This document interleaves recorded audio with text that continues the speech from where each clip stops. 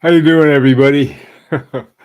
I got the announcement up a little later than I should have. What I wanted to talk about today is the the whole idea that certain types of, I'll call it traditional and brilliant horology, is forever out of reach of sort of the normal watch collector. Hi, Abdul. How you doing?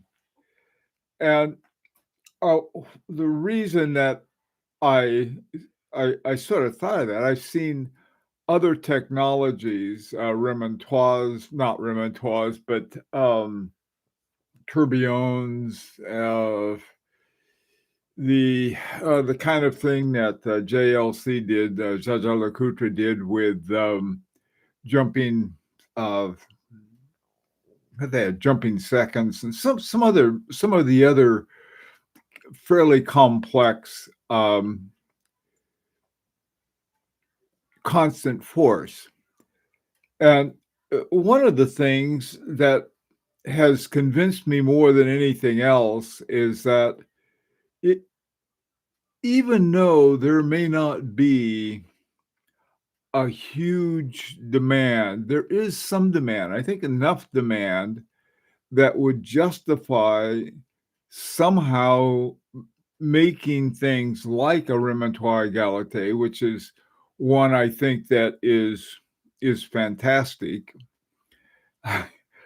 Uh, this is my very well working tourbillon. The the bulk of it, it was about $130. I paid for the whole thing. I had to put a case on it and some other things, but if you can do a tourbillon for that little, someone's got to take a look at the different styles of Remontoir Égalités and say, hey, we could not perhaps mass produce it, but something like on the level that Larique does.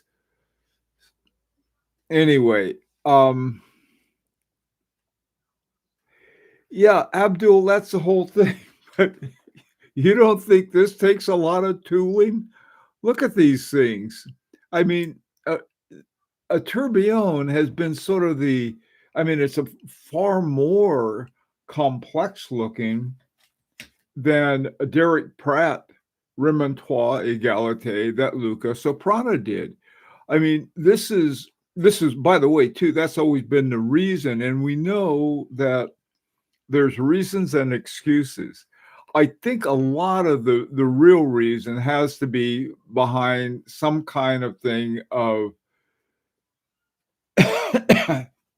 excuse me, you have the parts to put together, but it's not impossible to sort of think about that in terms of, well, let's see if we can do it or not. And or is there a way to do it? And are you guys I'm not I haven't figured it out. Working with popsicle sticks and cardboard, I can do anything. But as in terms of having one, I mean, I can't do it. But I think I was wondering, well, could a watchmaker let me just for the sake of illustration, let me bring something up real quickly. Here we are.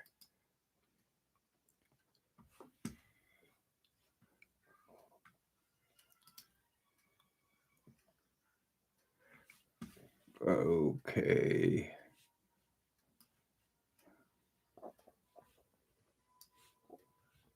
Good. All right. Let me bring up an example of what I'm talking about. And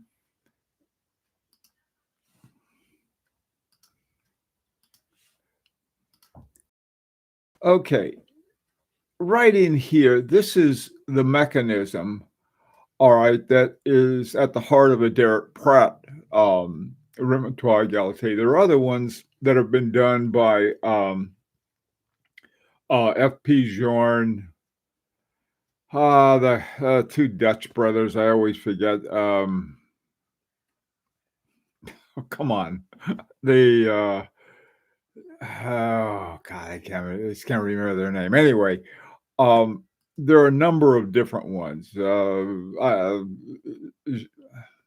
Forsay and Gubrel and Forsay, um, Gronfeld. That's who I was thinking of. Thanks, Abdul. Thanks, 9/11. Yeah, I somehow I block on that name. I shouldn't, but I do. Um, so I mean, there are a lot of different ones, but the simplicity of this one, I really like. Let me see if I can make this thing any larger. And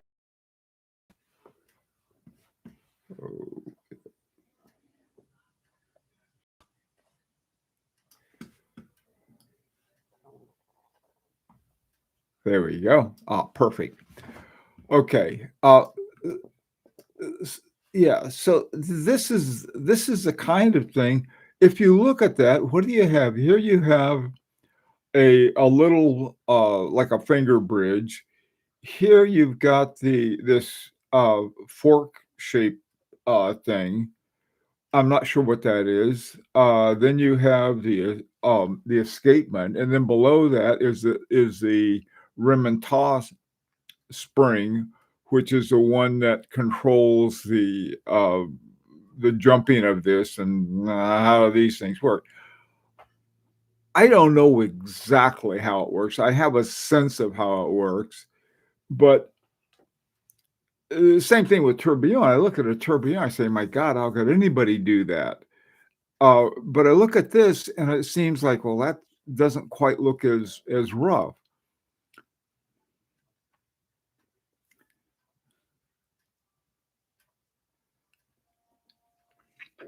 And as far as tooling is concerned, Abdul, we've had we've had a lot of unique tooling done on Eureka models. So it's something, and like I said, this isn't this isn't a matter of being uh, reasonably priced. This is dirt cheap. I mean, like $100 for a Remontoir, Egalite. I mean, $100 for a tourbillon, and God, I wish I had one of these. And what's going on is, plenty of stuff. I mean, look at all of this. Here they got the thing is going around and it's doing I'll wind it up again. The point is this is a lot of people have that problem. Get this thing unwound. Um,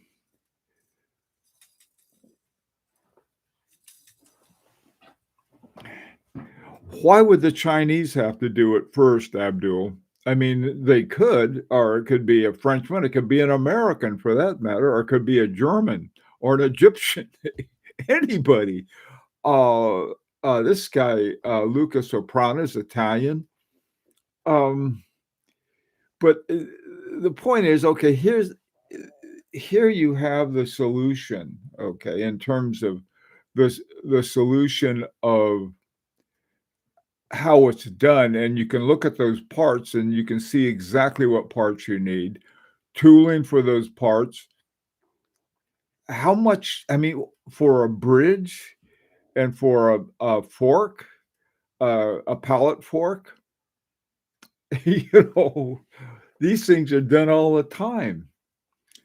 And so what I'm saying is that in the same way that look what they charge for tourbillons. You got a watch, a Swiss watch with or French or British or any others that have a tourbillon, they cost a fortune. A really nice tourbillon is by a Chinese company called Peacock. They were about $2,000 or 2,500, something like that. This this was like it works beautifully well. It's still working there, working just fine, and it was $100. So, I suppose this would be something that's possible, and what I'm wondering is that how this could be done in a way that you could make 100 of them, for example, just sort of a number off the top of my head. So the let me get this back up. It's basically a question of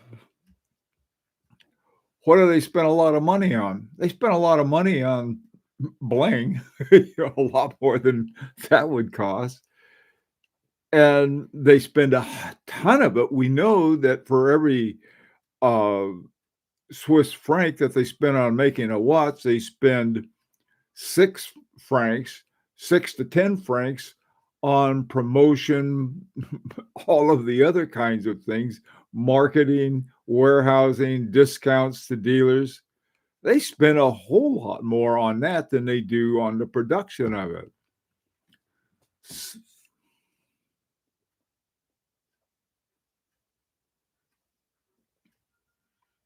HRM, I agree.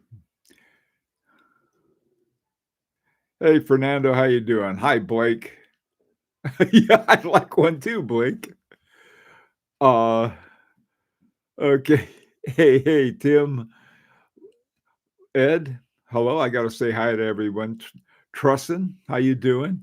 You prefer H. Moser Center Seconds Endeavor over the JLC Master Ultrathin? Yes, I do. Um, let's see. Should contract Agilor about making a constant force mechanism? I'm sure they already have some concepts. I'm sure they already have some talent too. That would be a heck of a project. So that thing might be something that to get one to just to if you get one working, and what they do is what all Swiss watchmakers do is they have these little companies that make different things. Like one company could make the special escapement, another could make that special uh, pallet fork, another could make the little bridge, another could make this special little hairspring, probably uh, precision engineering. This would be a great thing. Hi, Mark. Hi, Blake. Prisco, how you doing? Damon? Okay.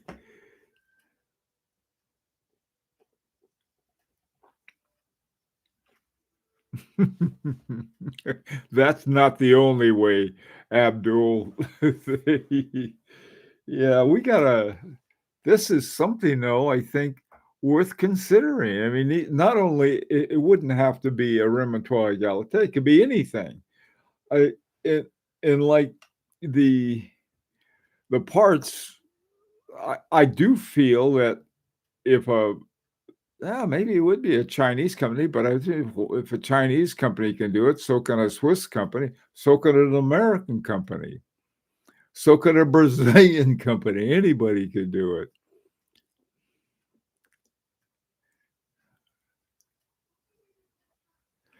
Okay, Brian.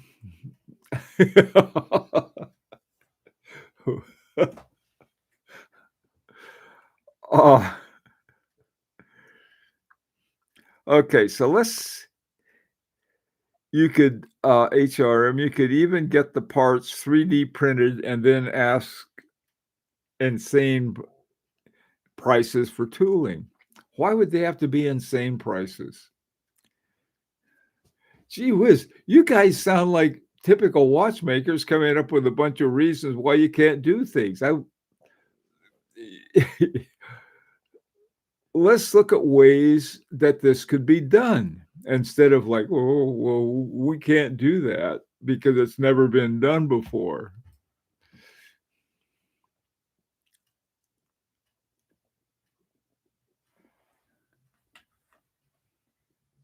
Abdul, here's my $100 tourbillon. What's the cheapest Swiss tourbillon? Scott, it has another way of thinking about things, I think, that I mean, look at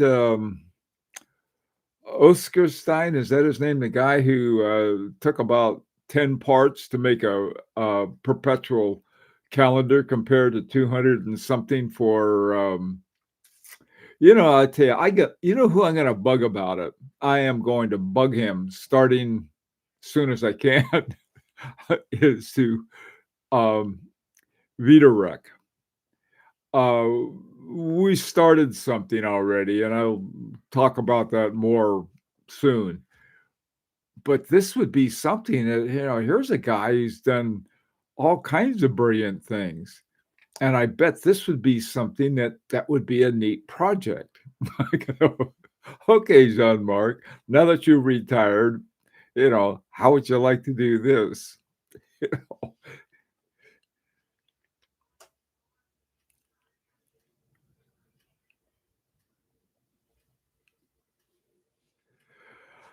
The stack movements in resonance. Vianney Halter showed me one that he did a couple years ago at the Watch Time show when I met him, and he had done the prototype very much like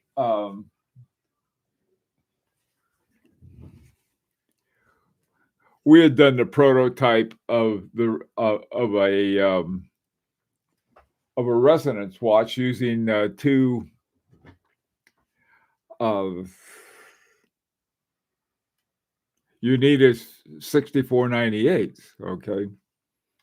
And he did it, Vianney Halter did it in a prototype, but he never put it into as far as a working one that I know of.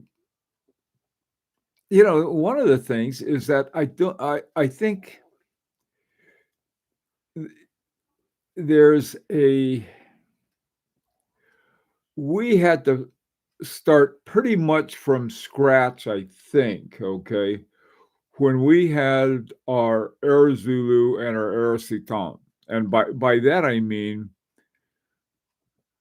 it was different from the other ones we did, from both the Etude models and the two Air models are a lot more complex. The development price of it was also, I think it was around 20,000, 50,000, something like that, but it wasn't cheap. But we were able to do it. And so this is the kind of thing I think it would say, well, this might be harder to do. But when you look at that mechanism, I mean, the mechanism and the parts, where is the impossibility of it? Maybe the thing to do would bring old young guy, Luca Soprano, say, hey, we'd like to mass produce this, or let's say not mass produce it, but sort of multiple produce it.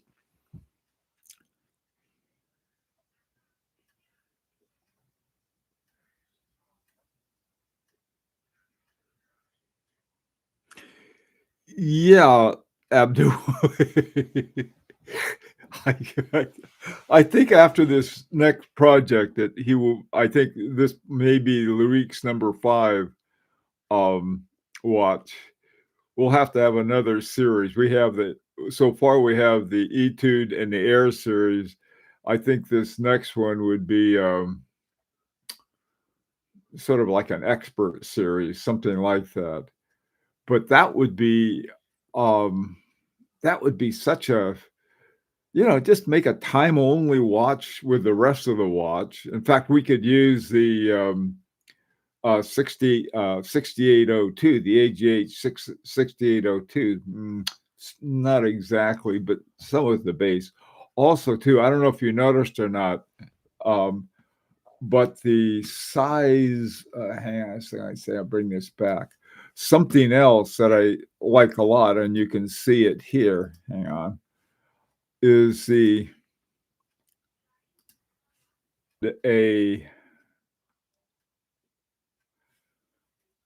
what a watch that would be. He even stuck in there, it looks like, dual barrels on top of that too. I mean, look at we can just have a 1 barrel. That's all we want. We're not picky.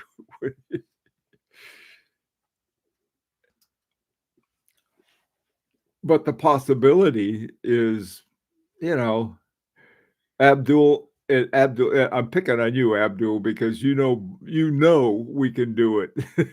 What we've done before, we simply we simply just go ahead and do it. It's more fun to do things that you're told can't be done than it is to say doing something everybody else is doing.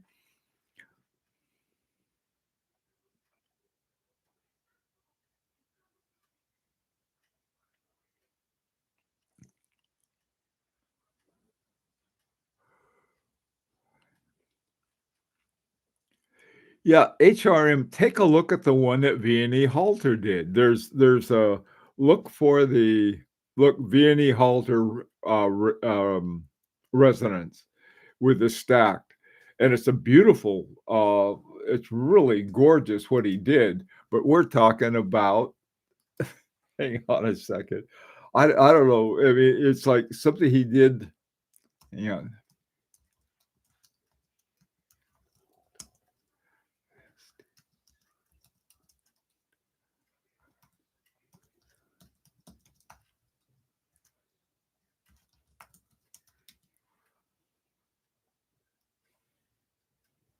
It's called resonance. Let me see if I can get it here.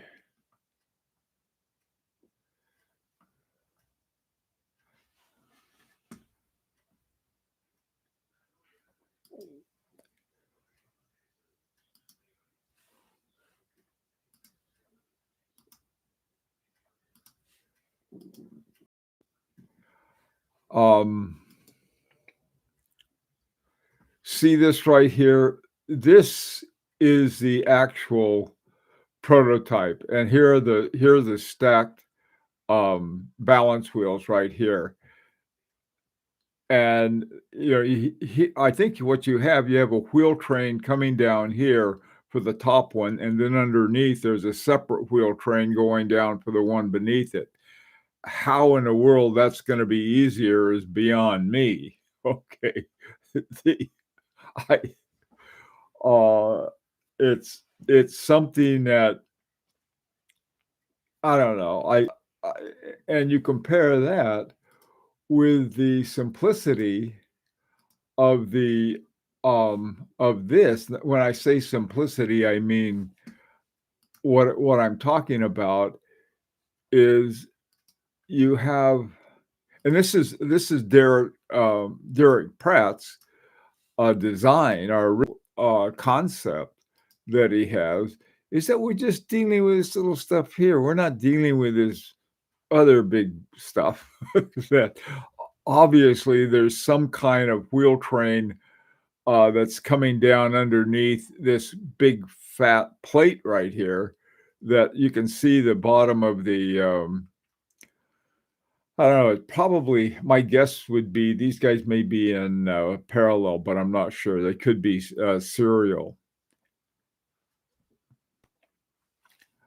Okay, so that's what the question I'm having is not nobody else is doing that. I know they're not doing it already. That's how come we have to.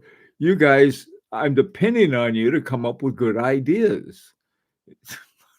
So quit sitting around watching this guy who doesn't know much and come up with some ideas, some concepts. Streller, we could have a German-made watch. Wait a minute. Streller, I don't think so. Andreas Streller, unfortunately, and I say unfortunately because of a certain transaction, is Swiss. I German Swiss, but Swiss.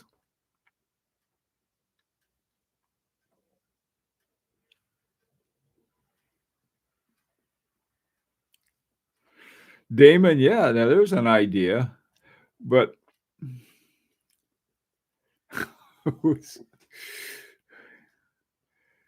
I think, well, for a group like, yeah, yeah, maybe you're right, come to think of it, Damon, maybe that would be the thing to do.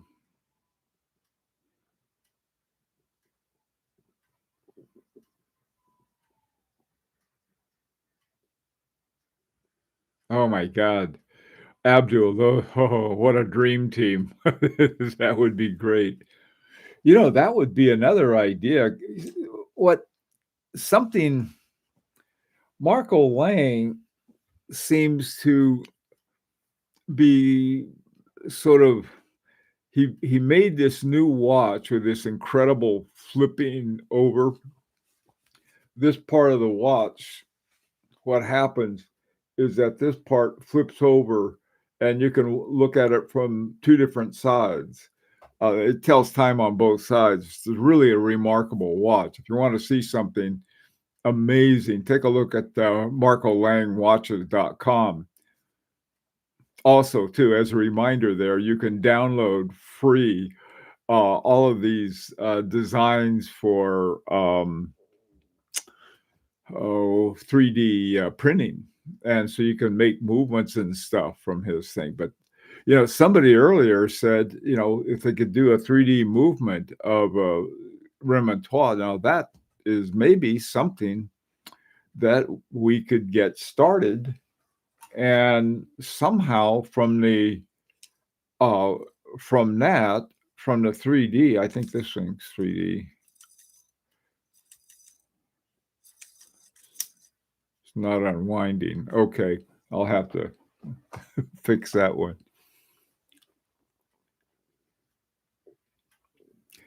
What is Les Masters series? Oh, that would be the name of this series. That would be cool, wouldn't it, Abdul? Les Masters. That sounds cool. Just Masters doesn't, but Les Masters does. Okay, let's have some more idea from you guys. We've been wearing Abdul out. Fortunately, he's got most of the ideas.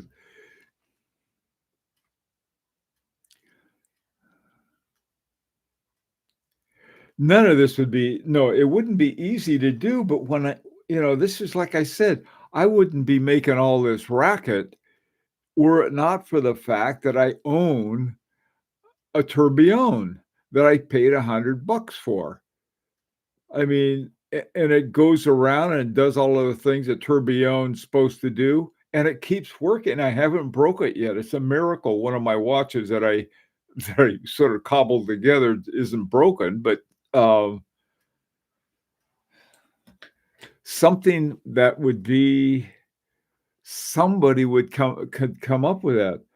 Like Groenfeld came up with their uh, resonance watch. Okay, nice, simple, beautiful little watch. They sold that thing for 50, $60,000. That's just, I mean, yeah. And so the challenge would be, how could you do, something under 10,000? And I just focusing on getting the parts, then doing a prototype. I mean, they had to do a prototype of our watch for all of our watches. They did a prototype for with Larique, and we started off. They started off with a design, and then they worked it into a prototype. And now we have a working prototype of the third of the three movements that we have. It's the AGH 6850. And so, if a bunch of guys like us can do it by whining, that's our argument. Well, let's go whine about something else that might be funded yet. Wouldn't it be great to have one of those, though? I mean, here, there's this great quote by George Daniels.